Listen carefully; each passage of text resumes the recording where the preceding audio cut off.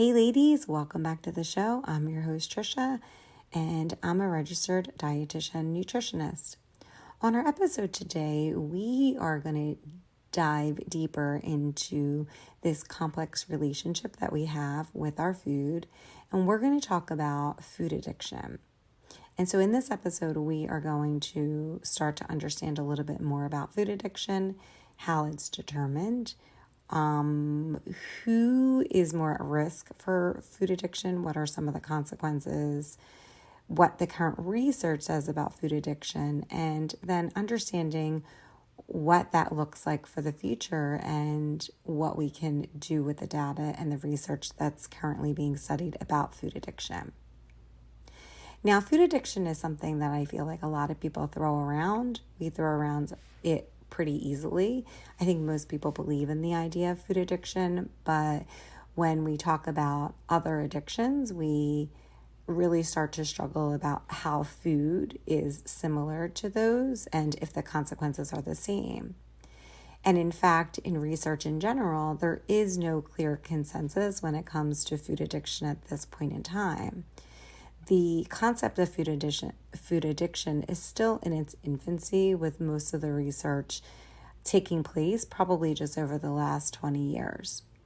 So when we start talking about food addiction, or how we're going to understand food addiction in this episode, is having some kind of unhealthy relationship with food. And it can be characterized by different things, either a persistent consumption of certain foods. Individuals are unable to stop consuming that food even though they know there's a negative consequence, and there's a compulsiveness. And this condition, food addiction, often shares similarities with other substances, including having withdrawal symptoms when you're no longer consuming that substance, a loss of control, and cravings is a big one. So food addiction, again, is not something that's formally recognized in the DSM-5 manual. DSM-5 in the States is our codes, they're diagnostic tools used by the American Psychiatric Association. And so knowing that food addiction is not something formally recognized in the DSM-5 kind of shows you that it's not something that is being widely accepted and that we know it needs future research. So when we talk about food addiction, what does that mean, and how do we even determine who's addicted to food? So as there was some changes in the DSM-5 criteria, and they were trying to figure out and add other substances to things that were considered addictive, this idea of food addiction emerges. And because at the time, there was no real way to decide who is addicted to food, a lot of these researchers developed a tool to understand a little bit more about food addiction and the patterns of behavior that went along with food addiction. The name of the scale that they developed is called the Yale-Food-Addiction Scale. And so over time, this tool is used in research to identify eating patterns that resemble other addictions such as drugs and alcohol and gambling. And so initially, this tool was created in 2009, and then as they were doing more and more research, they updated this tool in 2016 to be more specific and identify more people who would meet the criteria and the behaviors associated with food addiction. And some of the criteria that they found was that food addiction and food as a substance mimicked other substance abuse disorders, including having cravings, diminished control over food intake, withdrawal symptoms, and then also having negative health consequences by consuming these substances. So this Yale Food Addiction Scale was developed in 2009 by researchers and then validated and then updated again in 2016 to be more specific so that they could identify more and really figure out a little bit more about that based on the studies that they had done. Now, it's important to note that this food addiction scale was used and developed so that they could really try to figure out and assess food addiction in general. And that part of this now updated Yale-Food-Addiction scale is self-reported. So individuals basically are asked a series of questions or statements that they're given, about 35 of them. And what it's trying to identify is behaviors that have been present in the last 12 months that participants have been partaking in. And so they are basically these 35 questions talking about what behaviors individuals have done over the past 12 months. They are scored on a 0 to 7 scale, 0 meaning that they never do these behaviors, and 7 meaning that they participate in these behaviors every day. Some of the sample questions could be something like, or I've actually taken out 3 sample questions. In the past 12 months, I continued to eat certain foods even though I was no longer hungry. In the past 12 months, I ate to the point I felt physically ill. In the past 12 months, I had problems with my family or friends because of how much I overate. So I think you have to remember that you want to take these questions in its entirety, because as I'm reading these, I'm thinking, oh shit, I meet the criteria for these. So these are just 3 questions, and the test in itself is scored on the totality of the 35 questions, okay? What the researchers found out was that participants who scored higher on this scale were correlated with obesity, elevated BMI. There was some kind of like impulsivity around food that was seen. There was an association of like food-related diseases related to the amount and the type of food that was consumed. So diabetes, high cholesterol, things that are more lifestyle related. And there was some disordered eating that was associated too with binge eating and weight cycling. And so based off of these correlations, some of these studies were then done to really figure out what percent of people are addicted to food using this tool in studies that are undergoing, that have either been undergone or that continue in the future. Now, I have left all of this in the show notes. So there is this one team at a University of Michigan. There's a psychologist. She's great. And she does a YouTube talk. I left that in the show notes if you're interested in learning a little bit more about it. And there's also a recent article that came out in I think it's in the British Journal of Medicine, and it talks about really trying to figure out this idea and where the research is going. So please refer to those in the show notes. So far the evidence, so when I'm talking about the studies are performed with that lab and also with our colleagues. So these are some of the systemic reviews that have kind of been out there, or the systematic reviews that are already out there. So when we're talking about the percent of people that are addicted to food using this Yale-Food-Addiction scale, what so far some of the more recent systematic reviews show is that using that scale, the prevalence of food addiction was 14% in adults, and 12% in children. What they found is that they were able to identify that the prevalence of food addiction reaches 32% in people with obesity that have had bariatric surgery, and over 50% of the people that rated higher on the food addiction scale, also 50% of those are doing some kind of binge eating disorder. And so again, remembering that this Yale Food Addiction Scale assesses 11 symptom criteria for substance use disorder that is currently in the DSM-5. And some of the symptoms include diminished control over intake, cravings, withdrawal, and continuing to eat those foods even though there is negative consequences. So what they found is well, to kind of dive into this a little bit more, is those individuals that scored high on the food addiction scale tended to have more diet-related consequences, or just overall consequences associated with food addiction that included more obesity, more binge eating was seen, more diabetes, more high cholesterol. These participants that scored higher on the scale found that it was much harder for them to lose weight because there was kind of this impulsivity that was being part of it. We know that there were food cravings associated with people that scored higher on the scale.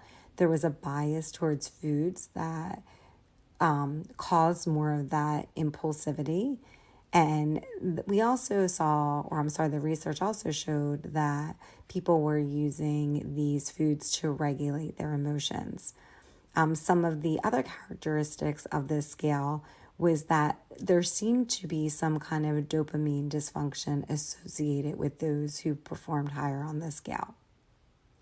So one of the reasons why food addiction is being studied and trying to figure out a little bit more about the difference between food addiction and other addictions is because with other addictions, first of all, they're well studied, but what the concern with food addiction is I think it's multifaceted. For a long time, obesity, behaviors associated with obesity have always been blamed on the individual. And now that there is a lot more research being undergone, now that they are really exploring a little bit more about what is happening with the individual who scores high on that, what happens to their brain, what's going on physiologically, and behaviorally, they're able to kind of tease out a little bit more characteristics. And I think it's good because it actually just shows that obesity is a much more complex issue, and that weight gain is also a much more complex issue than just calories in, calories out. But one of the real reasons why food addiction is something that I think a lot of researchers emphasize the importance of is that with other substances, usually people are exposed to those substances as they are older. So perhaps in adolescence or maybe older than that. But with food, most people are exposed from a very early time in their life, usually at birth, right? And so they're really trying to understand that people who have this exposure or who are more at risk for food addiction, that this related exposure and that's repeated over time, and that's having this exposure in these first years of life, trying to understand a little bit more about that, what happens as the brain is forming, because again, you're eating food from the time that you're born, right? So like, what is happening? Are there different kinds of foods that are going to change your brain, change habits that you would have done, as opposed to if you were exposed to these things at a later age. And so with kids, what they found so far is that kids that are exposed to the foods that tend to be more addictive, which we're going to get into now, if they're exposed to those at an earlier age, that they may have a higher BMI. They may be these same kids that are prone to eat in response to emotion. They're less able to feel like they have satiety. They're less able to understand the hunger, fullness cues. And so over time, how you treat people that are going to, especially that are addicted to food from an early age, they're probably not going to respond to regular treatment for somebody who doesn't have food addiction. And it probably really kind of dives into this whole idea of why diets don't work. There's probably a lot more stuff that's kind of going on. And so that's the difference between food and other addictions, that you're going to have exposure from an earlier age.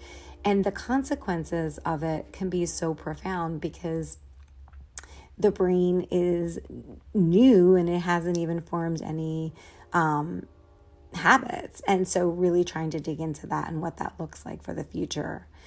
So what does the current research say about food addiction? Are all foods addictive? No. But are there some foods that are more addictive than others? And so that's where we go into food addiction. So most of the research at this point in time says that foods that are higher in carbohydrates and higher in fat, also possibly higher in salt and higher in additives, in ingredients that make us want to eat more of it, addictive ingredients. These foods also tend to have a very low nutritional value, are the foods that most people report that they're addicted to. And I don't think that's a surprise for probably anybody. One of the things that the studies show is that these foods are very different than other foods that are more natural to us. So for instance, in the YouTube video, if you watch it, there's this woman who is part of the research, talks about this idea of high fat foods in itself, like nuts, and high sugar foods, as in bananas, and how we don't become addicted to those foods. But what it is, it's these low nutritional value, more man-made foods that have an equal concentration of carbohydrates and fat that is unseen in, foods that are a little bit more naturally occurring, are the ones that are going to be the most problematic. And they're problematic because they engage our reward system in a way that when they're doing brain MRIs, they can see that eating these foods, especially at high levels, actually cause our brains to light up that reward center. And so that's the part of it that mimics addiction to other substances too. So our body's responding in that same way, which I feel like if you're eating foods that are really, you all know the foods that I'm talking about. It's going to be the things like ice cream and milkshakes and things that are so yummy that are going to cause us to want to keep eating it. That's the things that are going to engage our reward system and really feel like, oh my gosh, I can't stop eating this, and maybe even make you feel like you're addicted to it. So in the studies that have been done so far, the foods that most people struggle with are chocolate, ice cream, pizza, cookies, chips, cake, cheeseburgers. There's a whole scale, but they tend to be the ones that are the most that people struggle with. And again, these are foods that tend to be higher in fat, higher in sugar, higher in salt. They may have more additives added to them, and they have a lower nutritional value in the sense that they're high calories, so you don't need a whole bunch of them, and they don't provide a lot of nutrition. And so then they had, in these studies, participants go back and figure out which foods that they ate that also had high sugar and maybe even high fat, but didn't have the same equal concentration of fat and sugar. And what they found is that people did not struggle with foods such as apples, corn, salmon, bananas, carrots, and brown rice. So one of the things that I think kind of was able to be kind of taken out of this is that it's not just that the food is, again, it's not that it just contains like carbohydrates or fat. It's that the carbohydrates and fat are in equal levels. That's not like the food that we probably the more naturally occurring food. So that higher sugar content also is not your regular sugar. So when we're talking about like sugar from like apples and bananas and carrots and brown rice, it's different. That's going to be your more complex sugars. These are going to be things that are made of other components like fiber and other things in it that are not going to be absorbed into your bloodstream quickly, that you're going to have very stable blood sugar levels.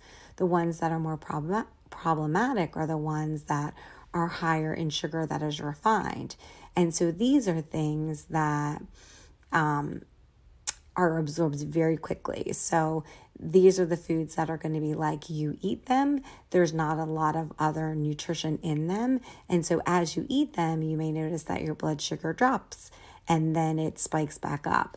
This is what we're kind of thinking is more problematic. And also, these are the ones that are going to cause these like withdrawal symptoms, this feeling of loss of control, this binging, and these elevated dopamine levels. And so there is some thought that because these are these foods mess kind of with your blood sugar in the sense that your blood sugar goes up and down, that these refined carbohydrates are able to become very available to your body very quickly, and that it kind of like starts that whole process of like having that addictive response. Whereas if you're eating other foods that have sugar in them, like your yogurts and your carrots and your bananas, those things have lots of other ingredients in them, and they release much slower into your body. And so they become less addictive, and you're not going to get they just take longer to digest. So you're not going to get that same immediate and powerful addictive response that you would from the other food items, which are going to have some changes in our brain and are going to really start to make you feel like you're addicted to them. So that we know that those foods, again, the ones that are higher calorie, higher fat, higher salt, higher additives, low nutritional values, are the ones that engage our reward system in a way that is problematic and can be linked to cravings and struggling to stop eating them. And that's where the parallels then become more similar to other addictions. So in these studies, were all foods addictive? No. What they found were that the ones that had the high levels of refined carbohydrates and added fats, your sweet and salty foods, your ultra-processed foods. So that's what the newest research talks about. These ultra-processed foods that aren't natural are the ones that are most at risk for causing that behavior that seems more addictive. And these foods tend to be more equal parts of the refined carbs and fats as opposed to other foods. And that natural foods in general don't have that same equal proportions. And again, they're digested differently and they're not as readily absorbable, causing those behaviors. What they saw is that the people who were most at risk for having these addictive behaviors were people who had a history of dieting or restriction with food, or were really trying hard to control the food. And then, of course, people who are food insecure, because probably these foods are going to be more readily available.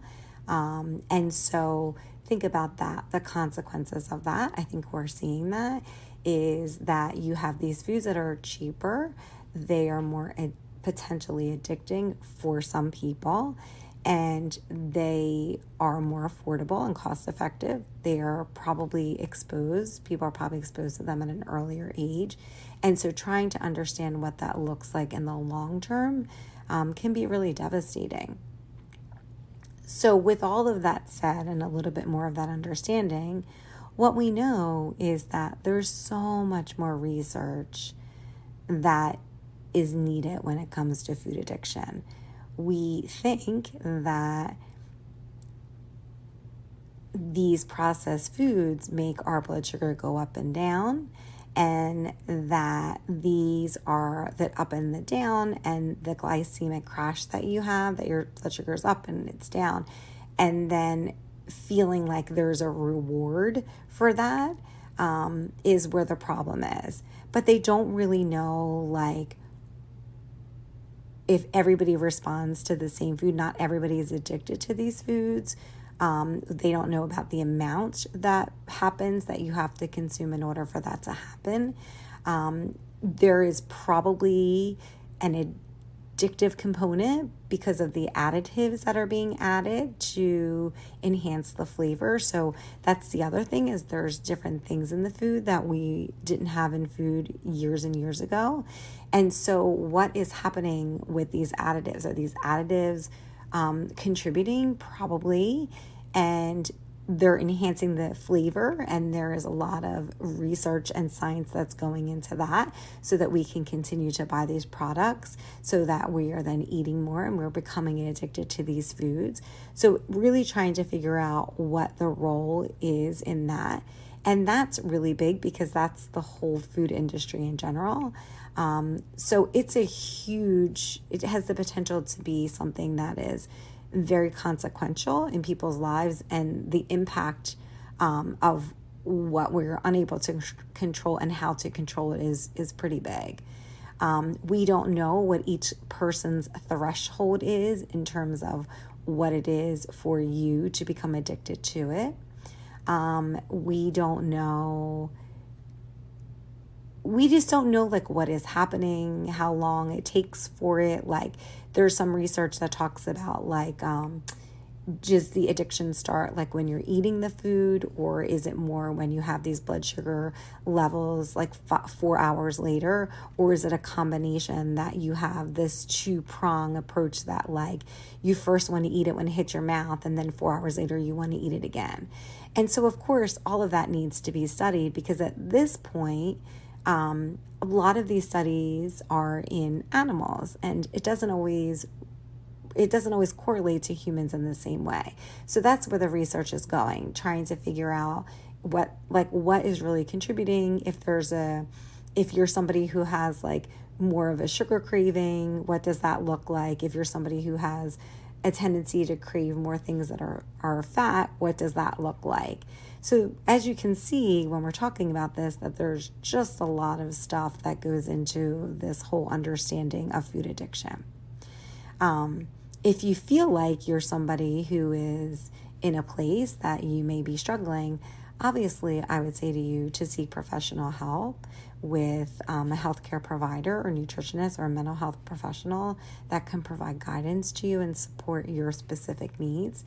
Again, I talked about some resources that are going to be in the show notes. These are mostly YouTube videos and some studies. But early when I was doing this podcast, I actually talked to a woman who's a therapist that specializes in disordered eating. And so I can put the link to her podcast episode up in there too, if you feel like you need a little bit more support in that. But also kind of really trying to figure out if you need some professional help to help you with either some cognitive behavioral therapy, or just kind of recognizing some of these behaviors, knowing there are support groups out there. And then also, I think kind of having this understanding that some of this also might be related to managing stress, because if you're somebody who is eating based on your emotions and that's what you've learned, then trying to really tease that out is something that will be important, and probably why it will be helpful for you to contact or consult with a professional. Now, one caveat to all this, which I want you to really understand, is that when we talk about food addiction, I think a lot of times we're thinking about somebody who looks like they are in a bigger body. But I want you to understand that BMI, which really isn't being used as much anymore, or general appearance of what somebody looks like, does not tell us about someone's relationship with food. So if you see somebody who is in a bigger body, it doesn't mean that they have an unhealthy relationship with food, or that there is a food addiction, because we know that based on all of the research that's coming out about obesity, that it's not so simple as we once thought it was. Again, as simple as calories in, calories out, or that we're blaming the individual. And also, you can have somebody who represents in a normal body weight that may have some of these addictive behaviors, could do some binge eating, can do some weight cycling. And so it doesn't tell us that they have a healthy relationship with food either. So I just want to kind of throw that out there. So when we talk about food addiction, it's really important to understand that it's important to continue to study it, because it starts to take a little bit more of the blame off the individual, and it starts to see that it's a bigger problem. Hopefully it will also have less stigma, less blame on a personal level or an individual level. And we can start to see that there's other things that have to take place in order to create a safe environment, and so that we can feel safe when it comes to the foods that we're consuming. And so in the YouTube video in particular, one of the researchers talks about this idea of tobacco abuse, and how back in the day it was seen as something that was so, everybody did it, right? And then that it really needed to be changed on a level that was on a policy level to really create a safer environment for individuals. That if you're just stigmatizing the person or the individual, it would be very hard to make a big change, because there were so many other variables as part of it.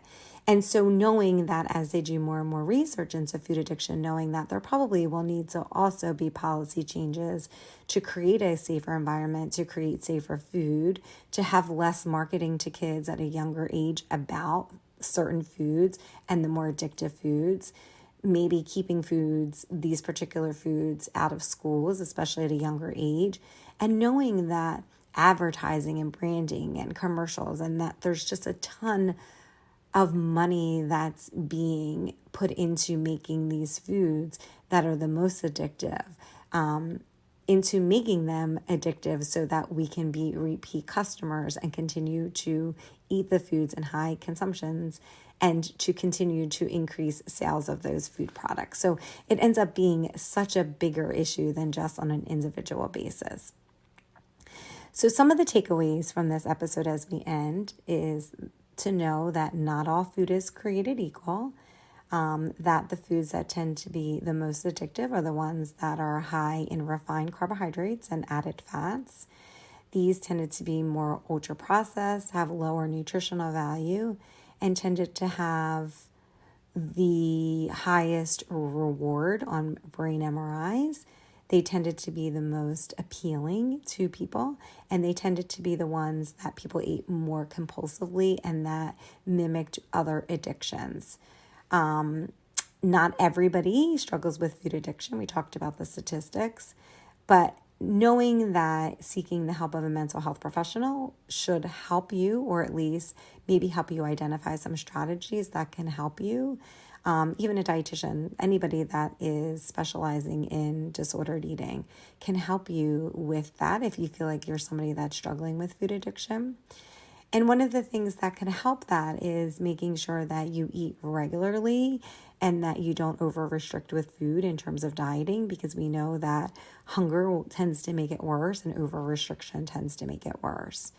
And that as more and more of these studies come out, as more of these studies are bigger, as more humans are being evaluated in studies, that there's likely going to have to be environmental policies in place to protect people so that people don't regularly struggle or feel like they're exposed to something that's not really within their control. So in conclusion, knowing that food addiction is complex, that there is and can be significant physical and emotional consequences, that this whole concept of food addiction is evolving and is still being debated in the scientific community. Some people don't feel like food addiction has the same consequences as other addictions, such as currently opioid addiction. So it's really trying to do some more research to figure out how food and which foods and the amount that mimics things that come with other addictive substances. And recognizing that if you do any of these behaviors, that seeking help is the first step towards regaining control over your relationship with food. And anytime that you're dealing with any kind of disordered eating, that there's support out there and there's guidance out there from professionals that can help you not struggle and to have a journey into a healthier and happier life. So again, please refer to the resources in the show notes if you feel like you would like more information about this. And I thank you so much for listening today. Have a great weekend.